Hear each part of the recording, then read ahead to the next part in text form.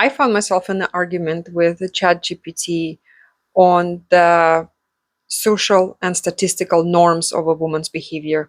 And I feel like being Russian is a major defense mechanism toward suffering from the toxicity of Western world. And I'm brainstorming the ideas. How can I help other women restore their self-worth? And one of the reoccurring suggestion that a generic suggestion is like, how you have to rebuild your boundaries, and you have to say no more often. And I'll be honest with you, being raised by a narcissistic mother and being raised Russian, you gotta really try hard to make me say yes to start with. And Russians learn to build really solid boundaries from a get-go, because I mean, apart from really, really toxic, twisted families, most of the people have a very deep perception of, I don't want to do it. I'm not going to do it.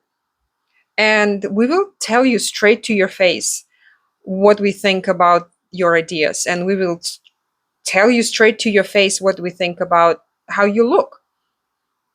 And we learn to receive the criticism separate from being manipulative or toxic. Like, I don't necessarily see a criticism of my looks as pointed to destroy me.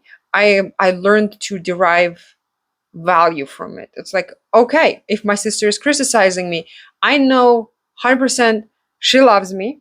She doesn't try to tear me down. She's not trying to establish her dominance. She's not trying to manipulate me. She genuinely thinks what she's suggesting is beneficial for me. And what I have is not. So, apart from that, going back to the whole concept of, if you manage to make a Russian drop their boundaries, that is already a progress. In my continuous conversation with AI, I see how much suggestion toward the Western world, where it tells me that, oh, women are conditioned to say yes to everything and to spend their life pleasing other people and just be helpful to everyone except for themselves.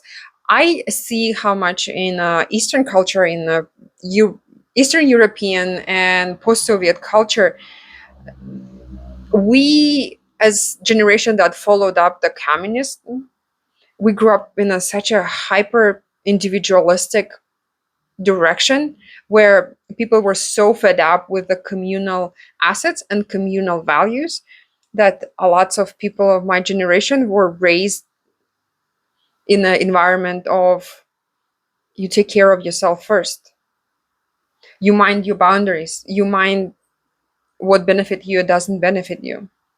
So I want to share this with you guys, girls specifically. You gotta be a little Russian with me on this, because I think being able to stand for yourself and not feeling guilty for saying no is actually a good thing. Like, when Russians talk and it's like, hey, Vladimir, do you want to go and do blah blah blah, and he says no. This is valid to us. And I think girls kind of have to learn to say no and not over explain why, because not everything has to be justified. You can say no, and that's okay. You can build a boundary, and you can hold the boundary. This is my thought for today.